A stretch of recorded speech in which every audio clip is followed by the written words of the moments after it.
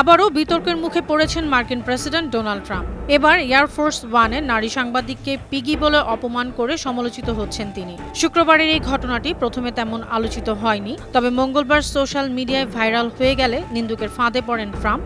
পরে মার্কিন সাংবাদিক মহলে ব্যাপক আলোড়ন সৃষ্টি হয়। ব্লুমবার্গ নিউজের সাংবাদিক ক্যাথরিন লুসি ট্রাম্পকে জেফ্রি এপিস্টন মামলার নথি প্রকাশ নিয়ে প্রশ্ন করেছিলেন।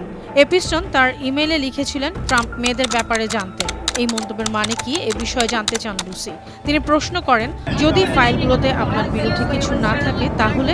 এ সময়ই খেপে গিয়ে ট্রাম্প আঙুল তুলে তাকে থামিয়ে দিয়ে বলেন, হোয়াইট হোয়াইট পিগি। সিবিএস নিউজের জেনিফার জেকবস প্রথমে এই তথ্য প্রকাশ করেন। ভিডিওটি ছড়িয়ে পড়তেই সাংবাদিক সমাজ ট্রাম্পের আচরণের নিন্দা জানাতে শুরু করে। সিএনএন অ্যাঙ্কার জেক ট্যাপার বলেছেন, ঘৃণ্য ও সম্পূর্ণ অগ্রহণযোগ্য।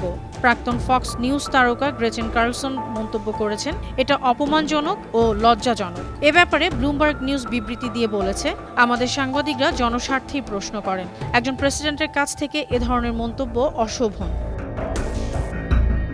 এর আগেও নারী সাংবাদিক বা পাবলিক ফিগারদের নিয়ে অপমানজনক কথা বলার অভিযোগ উঠেছে ট্রাম্পের বিরুদ্ধে।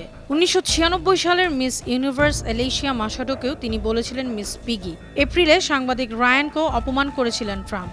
রায়ান সংবাদ মাধ্যমে বলেছেন, একজন প্রেসিডেন্ট দেশের নৈতিক নেতা হওয়ার কথা, অথচ তিনি রাস্তার গুন্ডার মতো আচরণ করছেন। এপিস্টন ফাইল নিয়ে তিনি স্পষ্টতই চাপে আছেন, এটা তার আচরণেই বোঝা যাচ্ছে।